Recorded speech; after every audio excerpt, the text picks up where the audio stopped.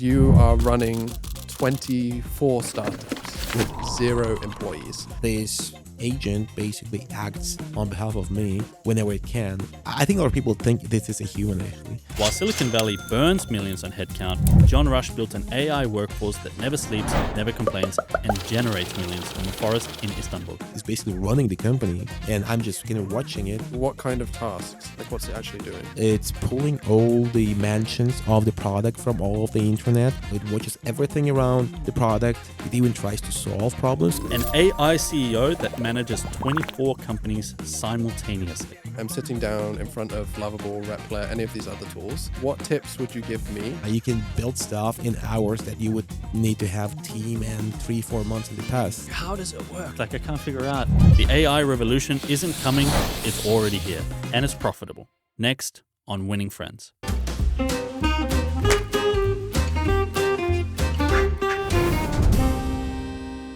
Welcome back to Winning Friends. I'm Logan Merrick, here with my co-host Dylan Hay. And today we're talking to someone who's doing the exact opposite of what most business advice tells you to do.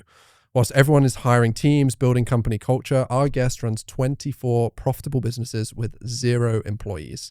John Rush calls himself the most automated entrepreneur on earth, and he's built a multi-million-dollar system using AI agents instead of people, all from a forest somewhere outside of Istanbul. John, welcome to the show. Thanks for having me. I'm really looking forward to having this conversation with you today and trying to just figure out a little bit more about this business model that you're taking, because it's like pretty unique what you're doing, right? Like, for someone who doesn't know who you are or hasn't read any of your content on X or anywhere else, how would you describe yourself? I think I'm a startup founder who picked to bootstrap instead of raising venture funding, because I've been doing venture-based startups for like 10 years, and I realized that you do way better when you bootstrap compared to raising money, because your incentives are aligned with the users, not with the investors. So I see myself as somebody who is making this whole path popular now. Yeah, amazing. Hopefully you don't take that as we're trying to disprove you, but I'm really just super interested in understanding how you're running your business and what it is that you're doing day to day. Like, what does day to day look like for John Rush? So I guess we just jump into things. Yeah, and I'm curious, right? Because you are running 24 startups, is what you say right now. What does that look like? And how do you define a startup? I think startup for me is a project where I have a team that owns it, and they don't overlap. So in my case, every project I run with one co-maker. So it's me and a co-maker, and we do it together. So we own it 50-50.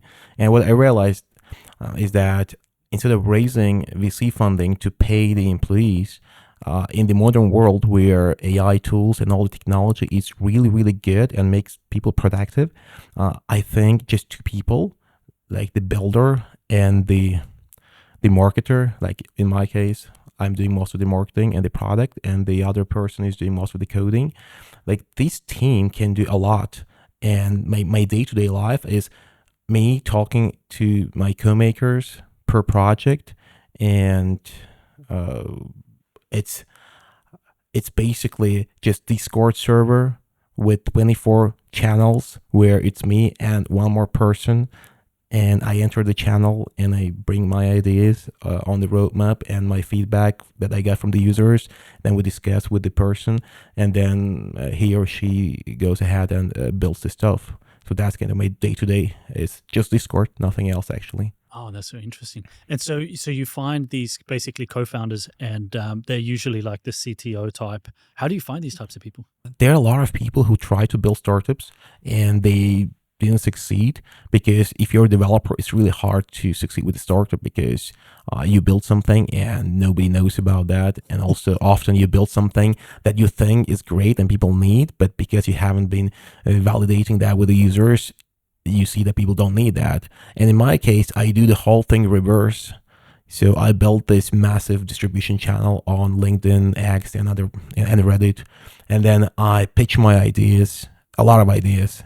And whenever I see one idea that gets a lot of comments and likes and questions from the users, I take it forward and I discuss that with the people for many months. Like, some ideas I've been discussing with people for years. And then whenever I see that, I know quite well what actually people want. And there is a group of people who are waiting for it, and they're asking me, when are you building this? When are you launching this? At that moment, I go to the market and I find people who are building similar things but didn't succeed, and I pitch them the whole thing. I say that here's the idea, here's the audience, they are waiting for this, and it's not just the idea, it's also all the details. I got it right already because I talk to people about features, about the pain points and things like that. So I have this full spec of the product to be built, and I have a group of people who are waiting for this product to be released. And now it's kind of a perfect place for a technical co-founder to come in and just do this 2-month hackathon and just build the whole thing, and then users are using it straight after the release. Like, just to me, it's just like such a crazy but also awesome way of building a business. But I wonder, like, and I know you wanted to ask this question, is like, you're building so many different companies. Would it not make more sense, or what is the argument for not just focusing on like one company or two companies, and distributing rather than distributing your I guess your focus across so many different companies? Yeah, there are many reasons. I think the key reason is that I personally prefer having many companies where each company is not that big versus having one large company. Because if you have one large startup, then it becomes like a job. So you're owning it, but in fact you have the board, you have employees and everything. And you become bound to the ideas. You are not free to pivot whenever you want. So the whole thing becomes very similar to a job. And I really like the freedom of being early with startups. And I like to have a lot of startups that are early. That's one reason. So that's personal reason, where I have like my lifestyle, and I have a lot of kids, and the way I live my life kind of, it works really well for me. How many kids do you have? I have 3, but I plan 5, so I have really? 2 more coming, and I like to spend time with them, and I live in the forest, and I don't like to be in the office and all things like that. But that's one reason, which is a strong reason, but even a stronger reason is the other one. So all my startups, they look like different projects, but they all share the same audience. So I build products for busy founders. So the busy founder is the new type of founder where one founder does most of the job instead of hiring people. And you see that being mainstream now. Even YC-backed startups are bragging about their headcount, but not about the number like that's high, but that's low. Like they say we're just 3 people or we're just 5 people, where in the past people would say we're like 50 people or 100 people.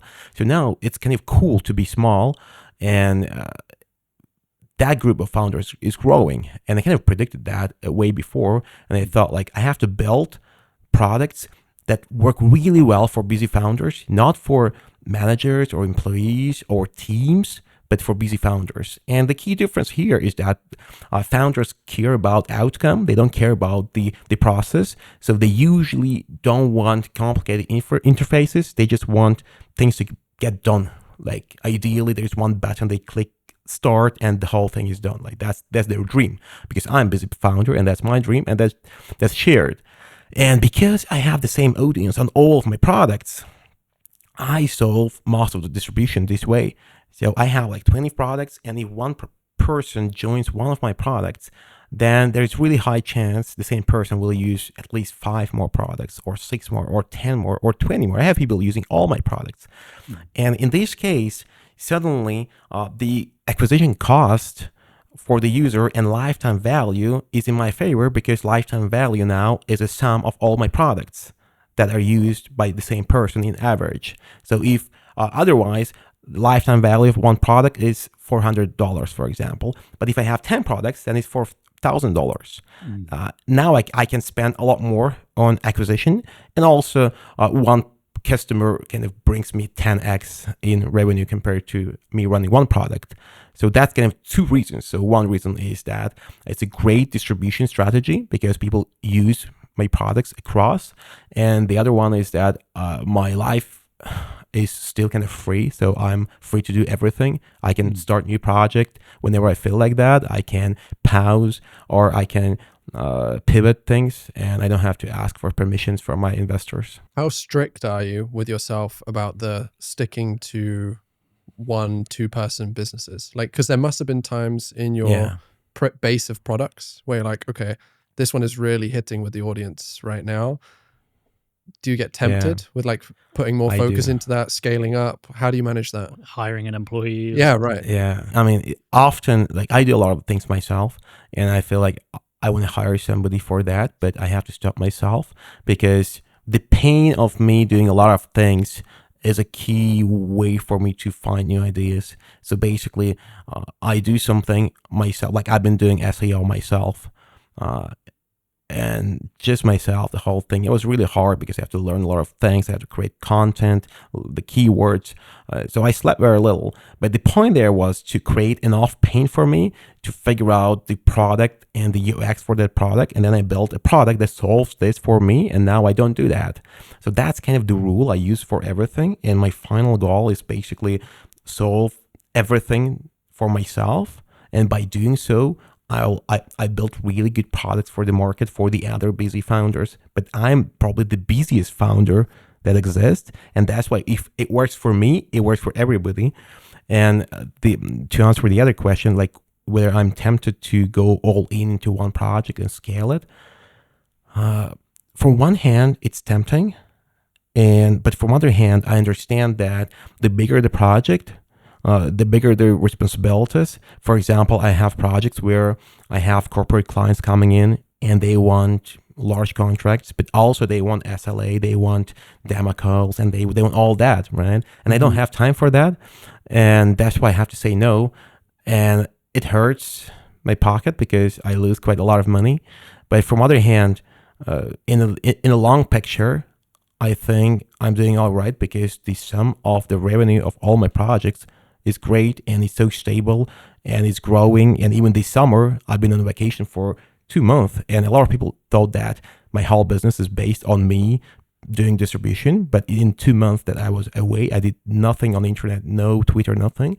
I noticed that. We were going to ask you about that. Yeah. I was like, is John all right? Yeah. I do that every year. So for summer, I'm gone for 3 months, and it's all going quite well. And nothing is dropping. Like the customers are coming in, and there are a lot of other channels that bring customers.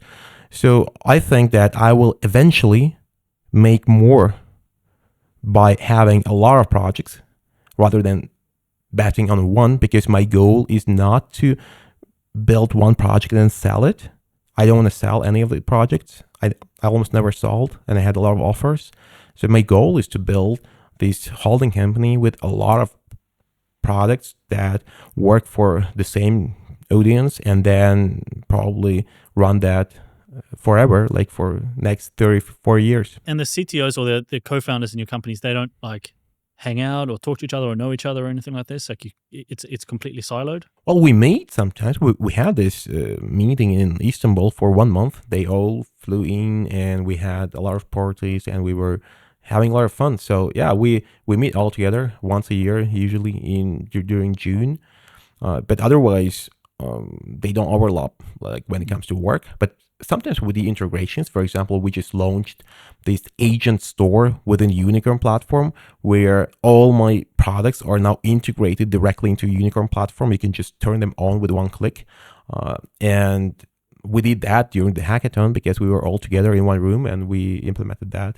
So you run your own hackathons, basically? Yeah, we're our own universe, kind of. It's Was this intentional from the beginning, or did you like? Because I know you raised VC money and sold a company, right?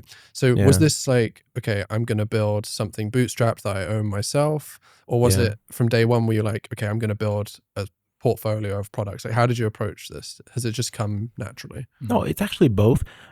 I mean, I've been running VC-backed startups with the traditional path where I raised seed and then Series A, and then I went to San Francisco and into incubators, and the goal was to exit. So I did all that, and it was not that interesting for me. So basically, I think some people like it, but for me, I'm not really interested in money.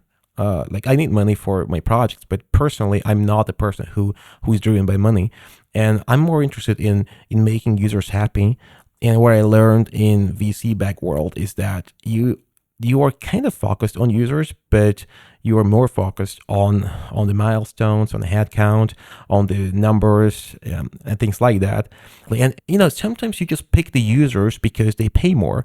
But in my case, I really like the busy founders because that's their own business, and they like whenever you satisfy them, they are so grateful. Like they are extremely grateful. Where if you sell to large corporations, like people don't care about their jobs that much. They're just buying from you and they don't think about you.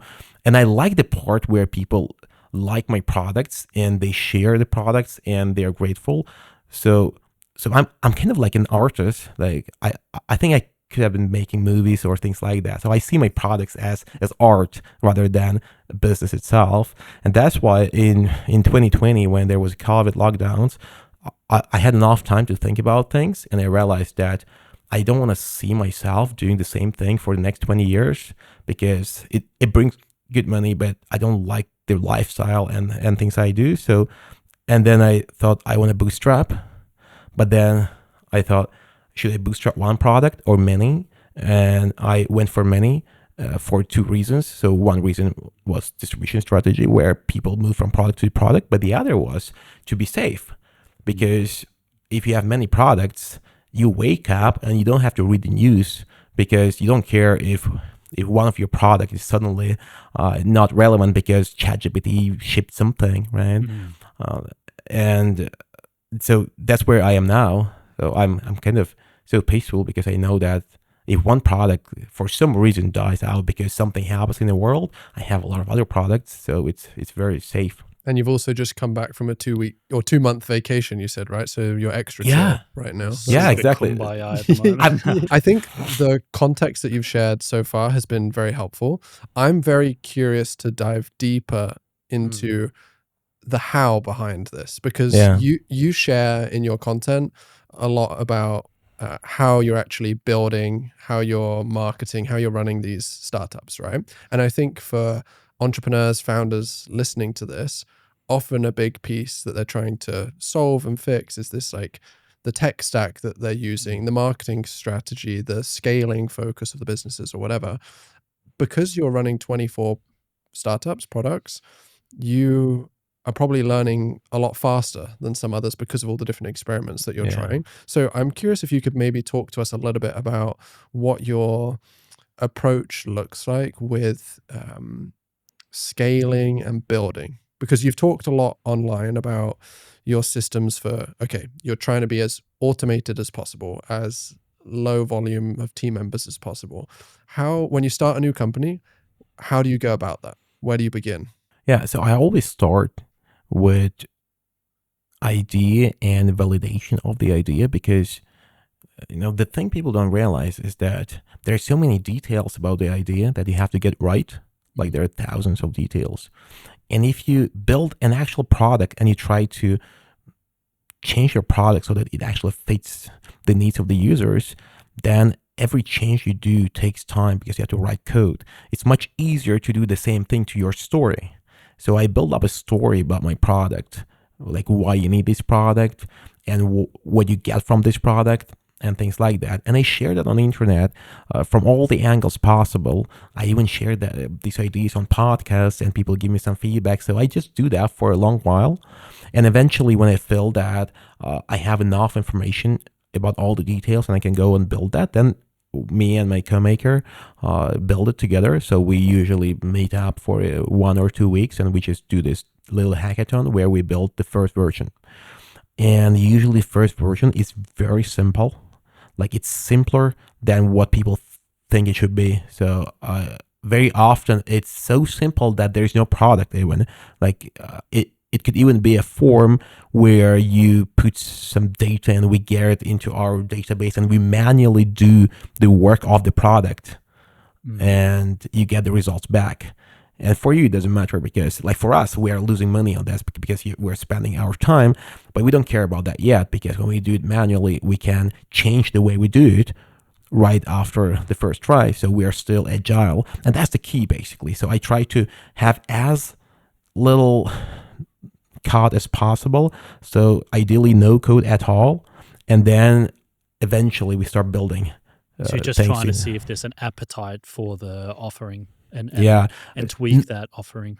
Rather tweak, because I know people need it, but I don't know Because you yourself have the exactly. problem, right? Exactly, yeah. But I don't know exactly how they want to use it. I don't know exactly what's their pattern, like how often they need it, and how much time are they willing to put into spending their time in the product. Because sometimes people want to have a product that they spend hours in every day, like doing some punching of the data, and sometimes they just want to have one button where it says turn it on, and that's it. So you have to figure that out, and then you know what to build.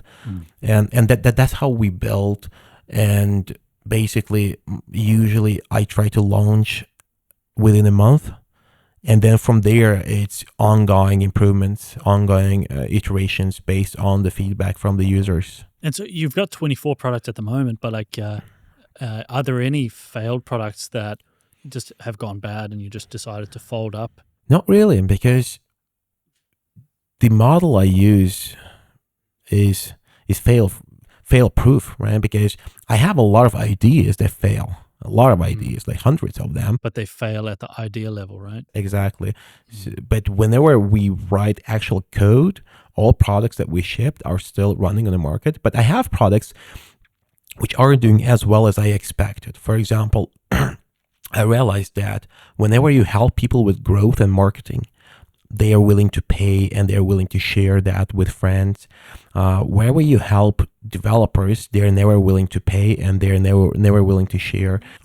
So basically, if your product is for growth, it's easier to run the product and gain the users. And if it's for the ideation or for the build part, it's really, really hard because people are very pessimistic about everything, people who build stuff. That's why I stopped building that many products for the developers. Like I had this one called Dev Hunt, which is like product hunt for developers.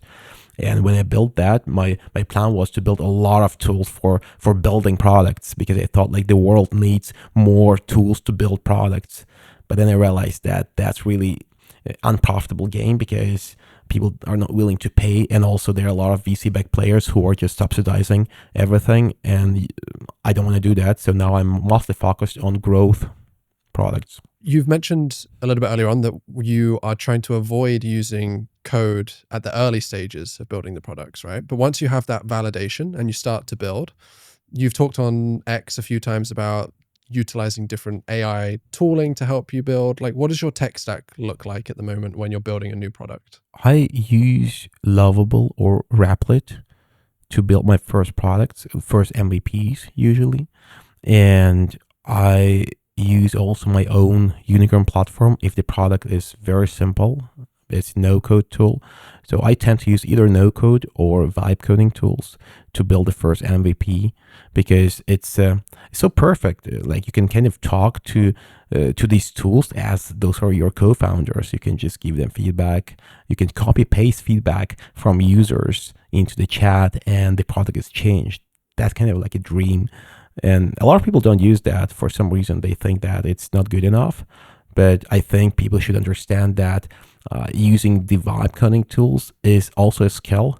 So if you just do it for a first time, you quickly hit some roadblocks. But if you use it for a while, you learn to understand like what it can do and what it can't do. So yeah, I use those tools. And then when I go to the market, I usually share the link to my tool with the content. Like for example, if I built a tool for SEO, then I would figure out some content that's interesting about this. I would try to teach people something about this topic, and then somewhere at the end of that thread, I would just plug in this URL. So I tend to avoid launching my products as a pure launch. I try to launch them as a part of the content.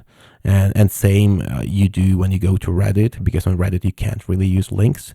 So there I go to the subreddits about certain topics, for example, like again about SEO, and I would just tell that I built this product and I solved this pain, and I don't mention the product, and then people just figure out what product is that by either asking in the comments or going to your profile. So my main strategy for launching MVP is basically content with plugged in link to the product. 100,000 entrepreneurs can't be wrong. The Winning Friends podcast is brought to you by e-Residency of Estonia. Because you didn't start your business to drown in paperwork, and Estonia gets it. That's why they built e-Residency, a government-backed digital ID that lets you run your entire company online. Set up an EU company in just 18 minutes, manage everything online with no travel required, and access the world's most advanced digital nation. Just visit eresident.gov.ee. Details in the description below. Let's go to this vibe coding thing, right? Because this is very popular. Everyone's talking about this right now. Yeah. You've just talked about using tools like Lovable, Replit, whatever. You said that anyone can use these, but there's a learning curve to seeing success with using these tools, right? You've obviously used these tools to help you build multiple products now. So if I'm sitting down, I have a product idea, I'm sitting down in front of Lovable, Replit, any of these other tools, what tips would you give me to help me get over that initial learning curve faster than others? You should treat this tool as a human. So whatever a human would need to understand what you want, the same thing is needed for the vibe coding tool. So the better your spec, the better the output. But at the same time, don't complicate it. So for example, like the best way to make sure you get good result is to have a list of things you definitely want. Like you list the features, and with every feature you list some raw model of how that feature should be implemented. And then you do another list where you say, don't do these things. For example, like don't implement the user portal, for example. Like just use something that's quick and easy, or don't use database. Just store data in the browser, for example. Like just list the things you need and things you don't need, and make sure those lists are long, because the AI might just start implementing something that you don't really need, and then the whole thing grows, and the bigger the project, the bigger is the chance that it won't work after you try it. So keep it really, really simple, yeah? Like if you do it with humans are naturally lazy, and also they understand the concept of MVPs. So if you don't list all those things, usually humans will still do a good job.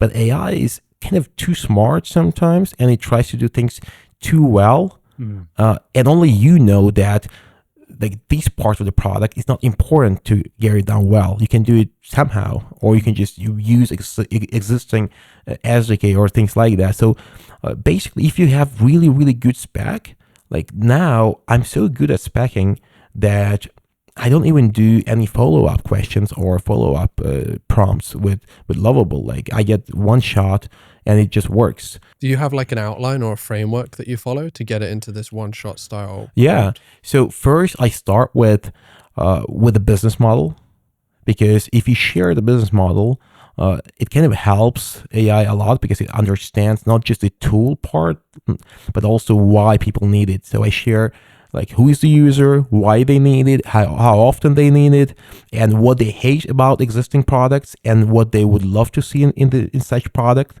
So that's kind of first part. The second part is the list of features with numbers. So number one is like the user registration, and I say only email or only Google, nothing else, for example. And then number two, something else. So I just list all the features, and I add details for each feature, trying to simplify it. Because if you don't simplify it, AI will naturally try to do a good job and make it really, really well. And usually it makes complicating things. So you have to mention how can you simplify everything. And I mentioned that for every feature. And then once I listed all the features, I have this long list of things not to do. I write like, don't do this. And then I have the longest list is actually the one where I ask it to not to do things. And so that's it. This must be the longest, most time-intensive part of the process then, by the Yeah. I actually don't do it at once. So I have my notes where I keep creating this prompt, and I come back to this prompt once in a while. And whenever I feel it kind of looks perfect, then I bring it to the Lovable, or usually I bring it to all of them, because it's interesting that sometimes some tools are doing way better than the other tools. Like Lovable is great one day and it's not that great the other day because they are changing the code, they are changing the models. That's why you should try like 3-4 tools with the same prompt. What do you do if you've like built the beginning of the tool in one product and then you're like, oh, Lovable's not doing so great today? I move. Like you can move the whole thing from one to You can just another? copy it over into another tool. Yeah, I did that. So I have this product for my directory guide. It's a learning management portal. I started building that using Bolt, and it did a really good job. But then whenever I started asking it for backfixing and things like that, it started breaking the whole thing. So I just took the code and I moved to Cursor. So I moved to Cursor, and I think that's probably the way you should do. So the wipe coding tools are great to start, but they're not meant to produce production grade products because they are rather for MVPs. But Cursor is actually great for production grade products. So, but you have to do some coding, or at least you have to read some code there, because in Lovable it's pure no code, so you can just talk to the thing.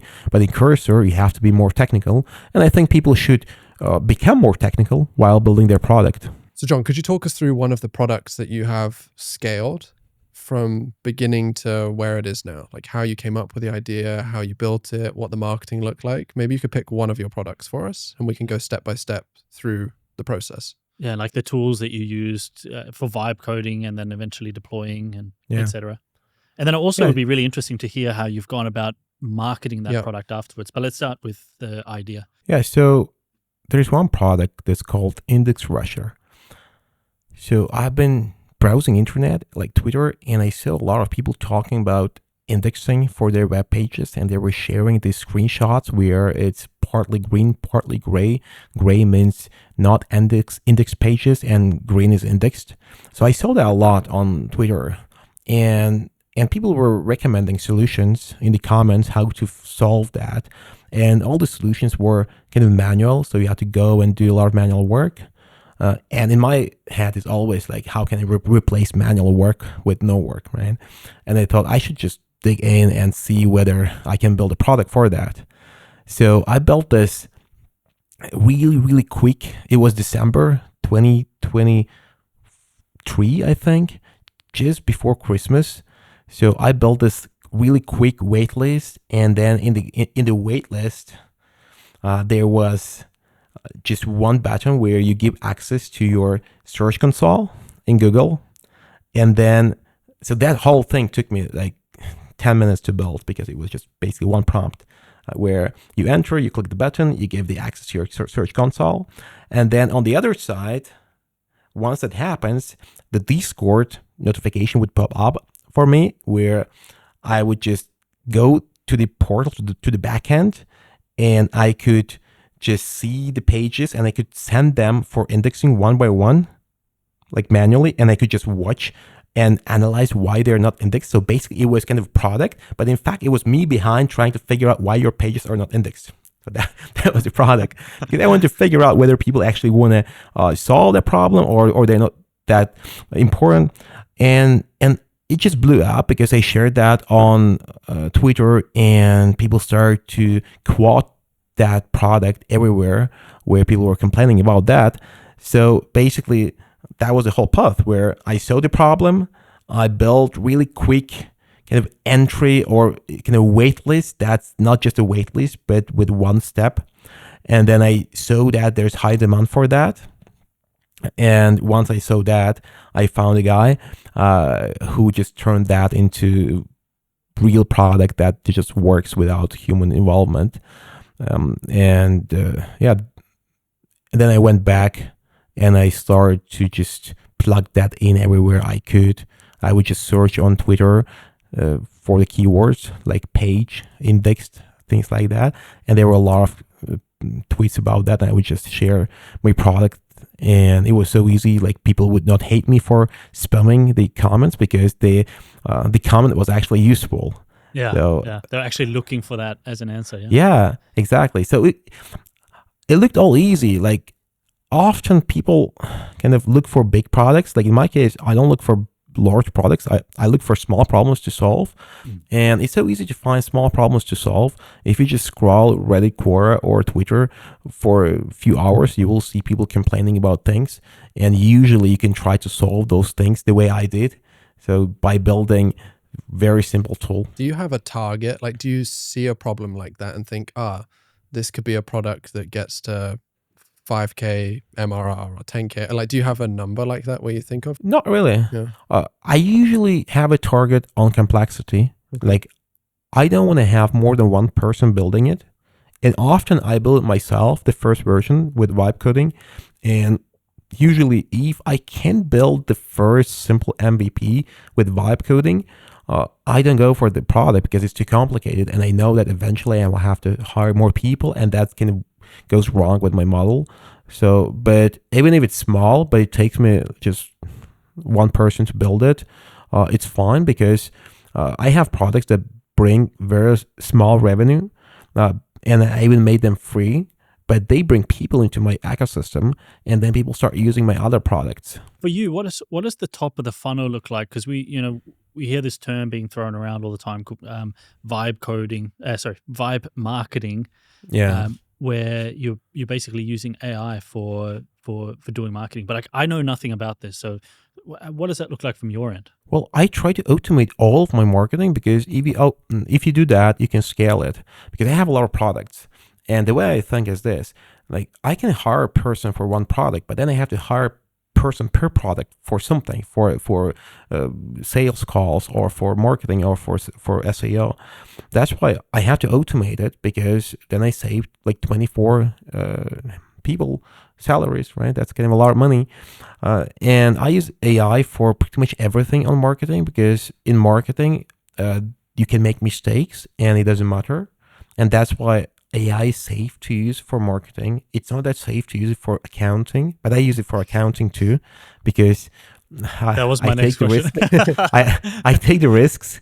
I use it for agreements as well, for everything. And when I'm being specific, so I use it for SEO. I generate all my keyword ideas and headlines and the blog articles using AI.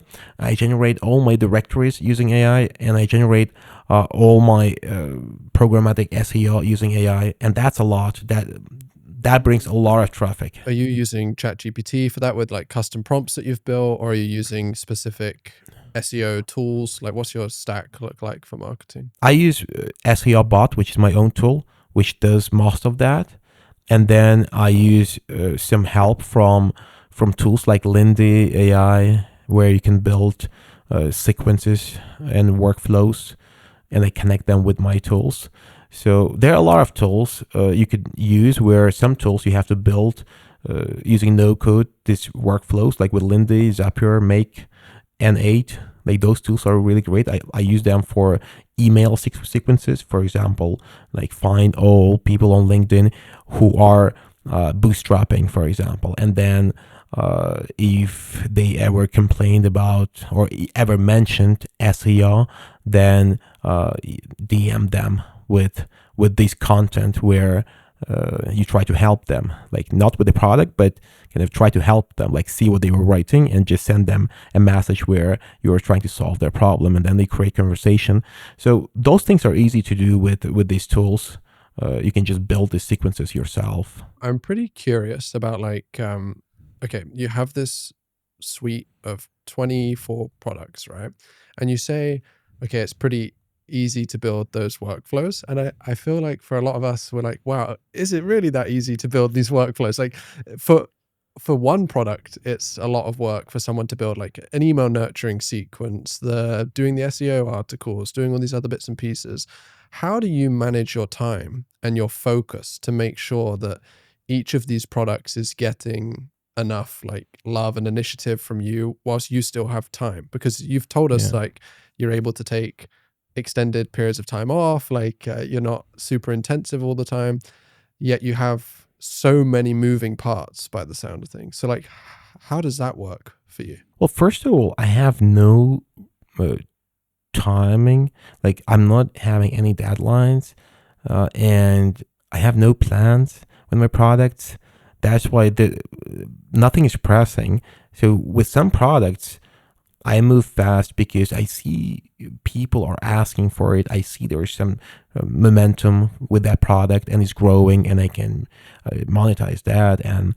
But with some other products, I see that the interest is very small, and I may just not touch some products for many months. I would say even for years. I have products like DevHunt is a good example. I built that with few people in 2023, like 3 years ago, almost 2.5 years ago, and we never touched that after we shipped it. Like we never changed the code there. Like there were no bugs, no problems. It still runs. It generates revenue. It's pretty popular product in its niche. So I'm not bothered with the product at all because it's so small. Like the audience is not demanding. Like if I had corporate audience, things would be different. They would just come up with requirements out of nothing, like every day, and I would have to fulfill them, right? But with busy founders, the best thing is that they are not that interested in wasting their time on anything. They're busy. So that's why if your tool does a good job, they're like never talking back to you. They're just using it, and that's it. The strategy is like small fees for small problems fixed. And because the fee is small and because the product fixes the problem, then you have no issues. Exactly. People don't expect that you're going to be serving their custom demands when they pay $99 a month, right? But at the same time, the audience is really, really big. Like it's the number of people who can potentially use my tools are millions, like many millions. So it's some say that I'm building a lifestyle business that will be always small and etc. I don't think so. I think things I build eventually may grow into $1 billion business. I clearly see that. If you look at my numbers and you make projections, it looks like that, like in about 4 years. What's working across the products right now from a growth and a marketing perspective that is either new, wasn't working a year ago, or wasn't even possible a year ago? Because like this space is evolving so quickly, right? Yeah, I think a year ago, social media worked really well because business world didn't use that much. Like it was mostly used by consumer products, and if you use that for B2B, you were probably the only one doing that. And now it doesn't work as well as it worked in the past because all VC-backed companies use it heavily and they put a lot of money into that. So like I promote social media a lot, but I wouldn't recommend social media for the new founders because it's very busy there. SEO is kind of the same. Like it's so the number of articles appearing in the internet this year is maybe 10 times more than the last year. So it's really, really hard game now because AI makes it easy to generate content. So again, it's really hard to compete there. So the marketing world is becoming more intense and more competitive. And I think we'll see that trend going up and it'll be more difficult.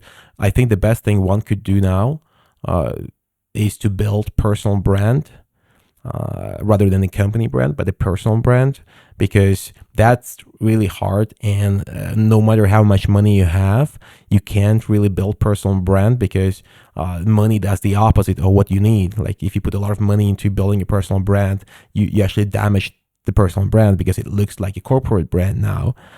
That's why if you're like a beginner founder, I think you should just build in public on the internet and share everything you do, the good things, the bad things. And I think that works really well. Like build in public this year in 2025 and 2026 is probably the best way to grow, especially if you have no VC funding. You mentioned that your the majority of your traffic at the moment is coming from SEO.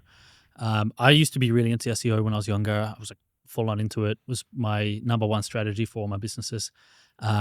But in the last few years, especially with ChatGPT and these types of, I guess, the new way people are searching for information, I'm feeling like, maybe this is not such a good channel going forward. Do you see anything on your end, like because you're so macro with this stuff? Yeah. Do you notice that it's going backwards, or is it? How does it look to you? I see that it's way easier to gain traffic on SEO than it was in the past. Like in the past, you would always give it 6 months, right? Or at least 3 months. And now you can get traffic in weeks, like in 2 weeks, 4 weeks. And I see that happening with my websites when I launch new websites. But the downside is that whenever you gain traffic, somebody is losing the traffic, right? And sometimes it could be you. So I see some of my sites going down on SEO. Like now, I was just looking at the stats now, and all my websites were doing well, but one website was dead. I don't know why, but it was just the whole traffic was gone. I don't know why. I have to figure out. So I think that's where we are now. Like in the old game, SEO was long-term game. You invest heavily for a year, and after that, you might actually just do nothing and maintain those articles and just improve them over time, and you would keep growing up on traffic. I think now, if you don't create new content, you might be in trouble because the whole search became more real time than it was in the past. The content is obsolete really fast. So I see that Google now is serving newer articles and it tries to serve fresh articles. And that's why you have to create fresh articles. So I think that's the new thing. So you have to constantly create content for SEO. Do you think that there's going to come a point where this whole article game is going to be over? Like you can't just keep posting articles all the time because there's just too much content, and every article like it has there's like a diminishing return, and instead something else will take its place. I think that will transition to this, like some people call it GEO now, right? Like generative engine optimization or whatever, like SEO for LLMs, basically. I think because we just for context for you, like we run paid ads for SaaS companies, right? And so I see the traffic metrics for a lot of pretty significant SaaS companies, and the volume of traffic coming from ChatGPT and other LLMs is like significantly increasing for basically everyone on our client base. And I feel like people are still trying to figure out where all of the source material and ranking, like how the rankings work on these platforms. People are leaning into like Reddit a lot more, it seems like. Even YouTube SEO and YouTube comments being pulled into ChatGPT searches or other things. So I think those articles will still have value, maybe, but it will be a different impact because it will be ChatGPT or other tools maybe pulling references from those articles into their search outputs. That's what I think, but I don't know. Maybe you have visibility over 24, 25 products. Like, has your volume of search and traffic from LLMs been increasing recently? Yeah, it did. So because I run a lot of directories, and I saw this trend where ChatGPT on other LLMs, they use directories when you ask 10 best Bootstrap founders, for example. It understands that instead of going for blog articles, you rather go for a directory of Bootstrap founders because it's obviously a better place to find them because it's focusing on one thing. So I think the future of SEO is niched and specialized websites, because like in the old model, Forbes or others, they would just create so much content on all the topics from dogs to cars to drags, and they basically exploited the SEO, and I think that was kind of good for them, but bad for others.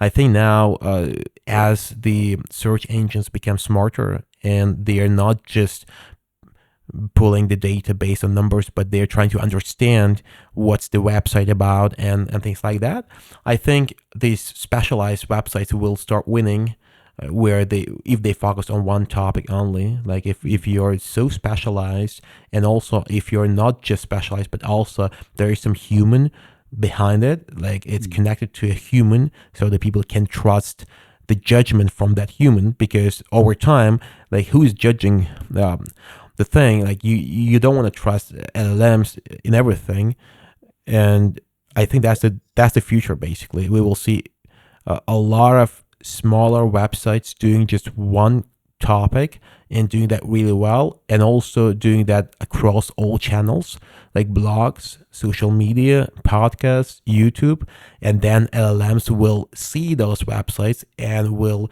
kind of connect everything together and believe into this. Yeah, and I feel like if I look at my own, how I use the internet now, how I search for information, like I use different tools for different things, and so like I'll use if I just want straight up answers or like I don't know common knowledge answers, I'll use ChatGPT or Gemini or one of these LLMs. If I want to find products, I'll go to the internet. If I want to find a service, I'll go to the internet. If I want to find a service near me, I'll use Google Maps. If I want to find community, I'll go to social media. So I feel like there's really the way that we're searching for things is starting to change, and I feel like that monopoly that Google had is really starting to break up now. Yeah, also we see that search is moving, as you say, like people search for products on Amazon, they search for certain services on Instagram, right? Like if you're looking for nails as a woman, and you would just go to Instagram and then you see the social proof and things like that. So I think basically people won't trust everything, and AI will make the whole internet kind of fake.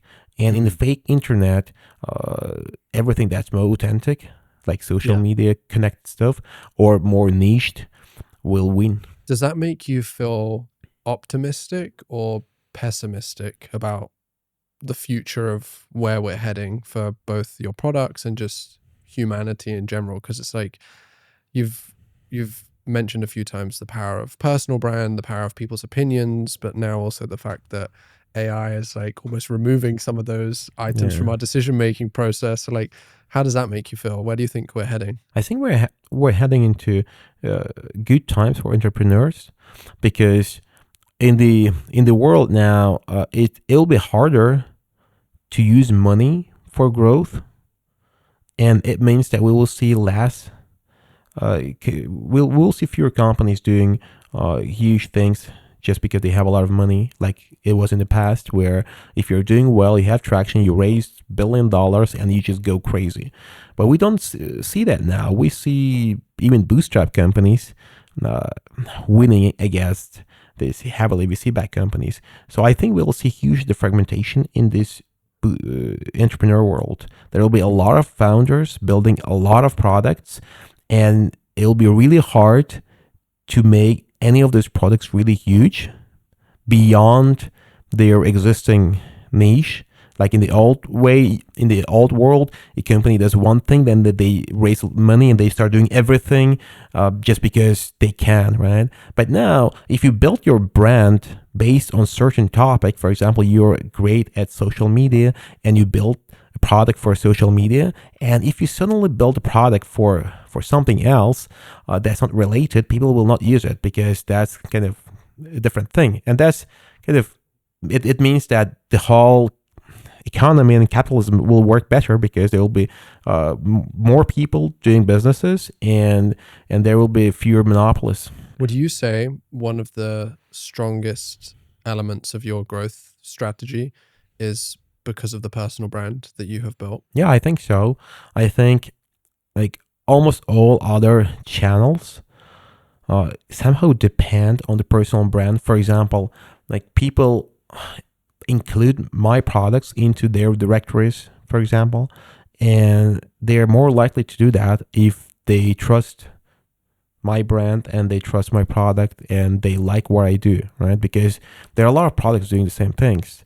And for example, in SEO, everything goes around backlinks, and I get a lot of backlinks from people for free, and just because they like to write about me, and they wouldn't be writing about me if there was just product but not the person, right? So the story is interesting, and I think so. At the end, I say that my traffic comes from SEO, but the reason I have good SEO is partly that I have good personal brand, and if you remove the personal brand, it'll be harder with SEO as well. Yeah, I think both of us too are like pretty big believers in the power of personal branding, right? It's like I've built my business off the back of my brand initially as well.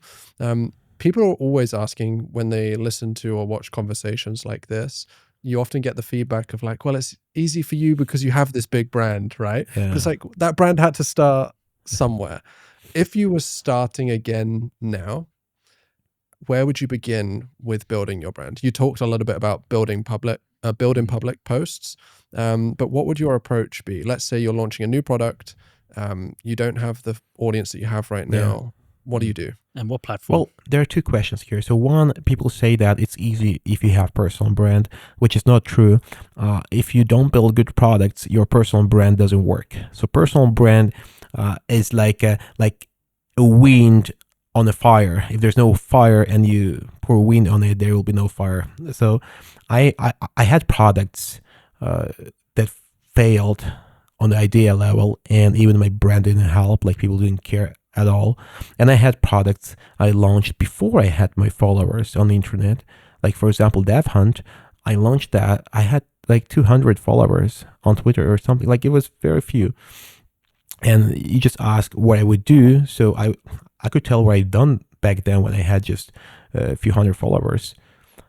So when you have a few hundred followers, you have to be super specific. Like you can't really do something that's generic, because to do generic things, you have to have personal brand, because people have to care about your opinion. Otherwise, nobody cares about the opinion.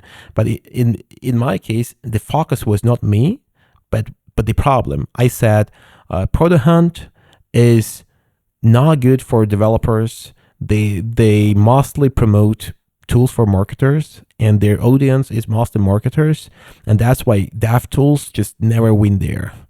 And that's wrong, and we should fix that. So this message is unique. Like nobody said that before. I was the first one who said that publicly, and even my brand was not famous. Like nobody knew who I am. People didn't care about me. They cared about message, and the message went viral. Like I had almost no followers, but the message went to 100K views, right? Oh, wow. So basically, when you're building up your personal brand, at first you shouldn't build that brand. At first, you have to figure out the reach. You have to get the reach, and the reach brings you eyeballs on your face, on your name, and then when people see your name and your face several times, then they start thinking who you are. They would just click in, maybe follow, right?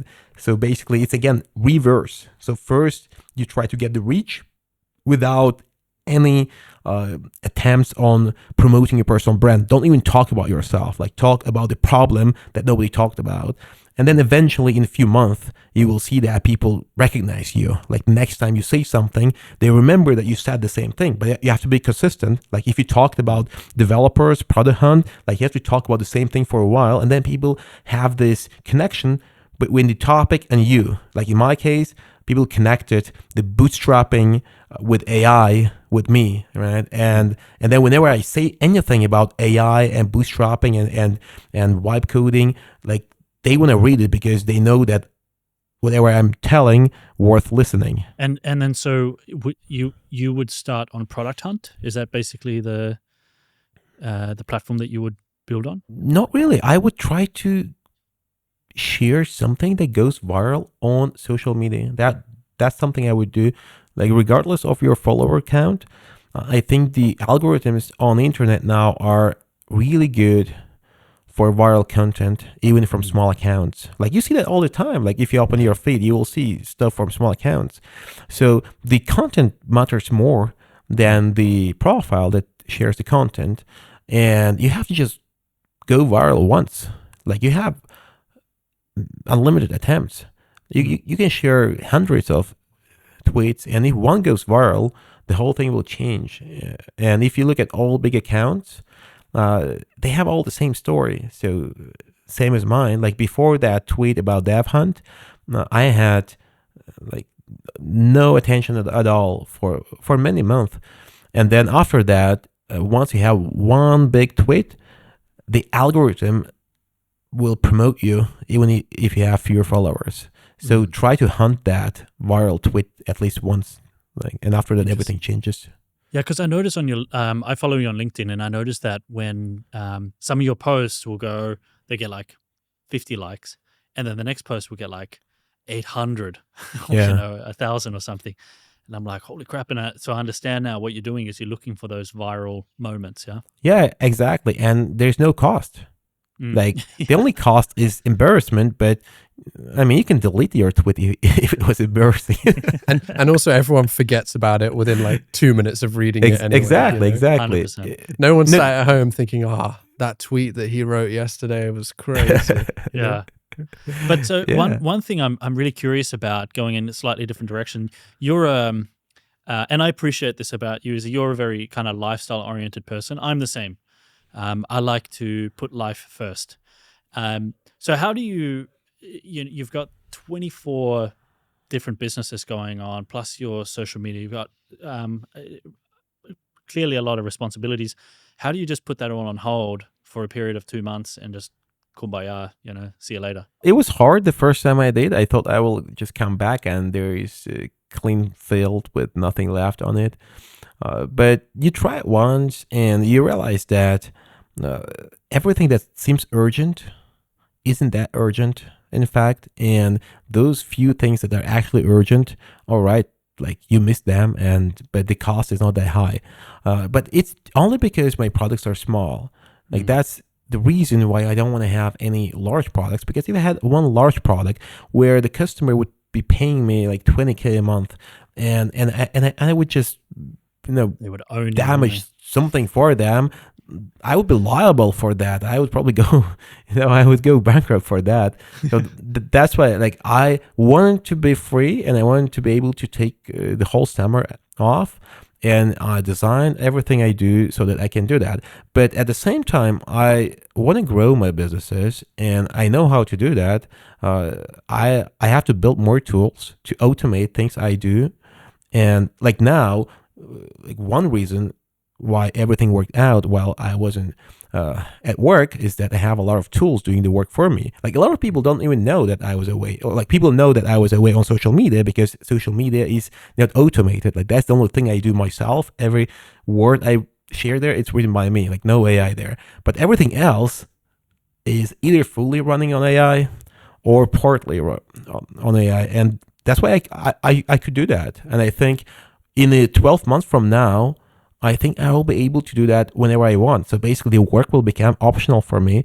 Like I will have to like step in when I have an idea, when I want to bring something in. But the work will not demand me to come in because everything will be automated. When you say everything else is running on AI or is automated, what's the highest value thing within your businesses that is currently automated or running on AI? I have this project called Nova. So it's a project manager, AI project manager. It's sitting on Discord. And since I run everything on Discord, so all my co-makers are on Discord, all my partners are there, even some of my customers are there. And this agent basically acts on behalf of me whenever it can. So it's basically running the company, and I'm just kind of watching it. And whenever it does something wrong, I tell it right in the chat. Everybody can see that. So I think a lot of people think this is a human actually. So that one is probably the biggest value because that work is daily and you can't really skip that. And sorry to interrupt, but like what kind of tasks? Like what is that work? Like what's it actually doing? It's connecting, for example, it's pulling all the mentions of the product from all of the internet and every day brings it into the channel where I have my co-maker and plans solutions for that, right? Which is kind of great. So I don't have to watch the whole internet where people are complaining about things, or I have to also watch the support chats. So this agent does it all. So it watches everything around the product that's coming from customers or potential customers, the questions, the complaints, the bug requests.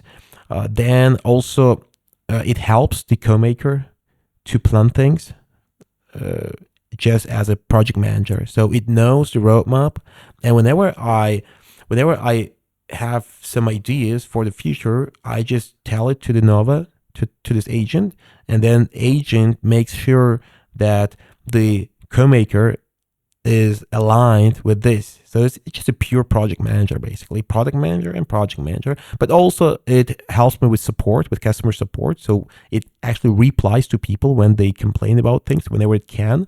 It even tries to solve problems, or if it can solve, it brings directly to the developer. So I'm not in the loop. I watch it, but I don't have to. Yeah. And it just tries to do everything else. It tries to connect. For example, now when we have integrations between the projects, and you have two co-makers that have to be doing work together, then you have to have third person that will communicate with both of them, and then this agent does it. And that's time consuming. So that's probably time wise, that's my favorite AI use. But of course, the vibe coding part is probably the best, because like, it's like from sci-fi, you can build stuff in hours that you would need to have team and 3-4 months in the past. So that's obviously my favorite. Yeah, after that's this one. pretty crazy, actually. I think I have a couple of more, let's say, quick fire style questions I would love to ask you before we come to an end of the conversation. Yeah. The first one is, of your 24 products that you have, or any that you maybe have in the pipeline right now that you're keeping secret from people, what are you most excited about? I think it's the one I just mentioned, the project manager, Nova, because it saves me so much time and I don't have to worry about things. And you're going to open this up to other people, or this is going to remain an internal tool, do you think? That's a big debate. I have so many products I use internally, and people want, but I don't launch because it's I'm afraid, because I'm liable for the things that the agent does, right? And if it does something wrong, people will complain. So I think I will launch it next year probably. Okay. What is one AI tool that you think everybody should be using, but is maybe a little bit underrated right now, or doesn't get talked about too much? Like, don't give me the Chat GPT or something like this, Tool that I use a lot is called Gamma.app. For like presentations. For and presentations. stuff, right? Yeah. It's so good at it. Like, it just, because it's boring to make them, but you have to make them often. So I think a lot of people still make their presentations manually, and with Gamma, it's so much easier. Yeah, I feel like I live in the Stone Age. I'm like, so you do that manually. Logan right? uses pen and paper still. He draws his presentation. Rock and chisel is my medium. How do you unwind? Like, what's your go-to thing for just chilling with the family? I have a garden and rabbits, and I grow food, and I live really far from the society. So it's just me, my family, my friends, and that's why, like, I work at home, and I have a lot of things to do at home, like every day. Like, I have to feed the rabbits, you have to cut the grass, I build things. So I have one rule with my wife where we try to build everything that we can ourselves with our own hands, so that kids can see that, they can participate in that. And it's also time spent well together.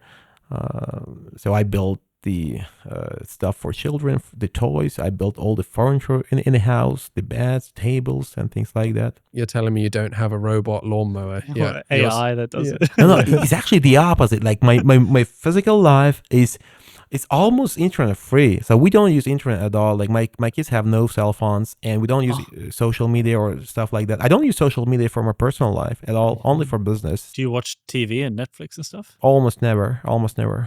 Like, I haven't watched TV for like 5 years probably. Wow, that's awesome. Okay, so what do you do? Like, it's evening time, you're having dinner, there's no TV watching, you're just sitting around like talking to you. We usually build something. Yeah, like when we have time, we build something physically, like from paper, with smaller kids, with bigger kids, from the wood. I'm all about this stuff. Like, my wife and I were always talking about, like, one day we want to have a house in the hills or something, and like I want to. Yeah, I don't know if I like completely unplug, because I love watching movies and stuff, but I like turning off the Wi-Fi so that there's just no Wi-Fi going on in the night and stuff. I love that idea. Yeah, you'll enjoy that. Okay, John, so we have a tradition on the podcast. I don't know if you can see this. I actually don't think you can. Like, behind us, there's a wall that has lots of coffee cups, you see? Okay. I see. And each time we have a guest here, they will leave a message on a coffee cup. Obviously, you're not here in person, so we're thinking... I will write it for you. I will be your AI agent. Messenger. You'll be my messenger. What would you like to leave as your message? All right. I think my message would be, don't trade freedom for money. Oh, nice. I love that. My wife would absolutely scream at hearing that. She loves that sort of stuff as well. You need to make sure you show the camera too. Here we go. Yeah, I see it. All right. What do you think of the handwriting? You would be okay with it? It's beautiful. Yeah, it's actually Not bad, yeah. It's the same as I did. It's very similar. We have Yeah. similar writing. Well, I told you, I'm your AI agent. You want to pop you right here. Nice. Yeah. This has been a super interesting conversation. Thank you for showing us like a different way or a different thought process behind building businesses. Because I think heading into this conversation, we were both I very was skeptical. curious. Yeah. I was like, how does it work? Like, I can't figure out. But you've explained it in such a way that even a monkey like me can understand now and maybe even give it a try. Yeah, because I'm like, running one business seems hard enough for me. Like 24, I'm like, whoa, this is crazy. You know? Yeah, next level. But I really like the distribution strategy. When you explain this, it makes sense to me. You know, if you have the same audience for all products, then I understand a lot more. So yeah, thank you. I really appreciate you joining us and sharing some of these thoughts and insights with us too. Yeah, thanks for having me.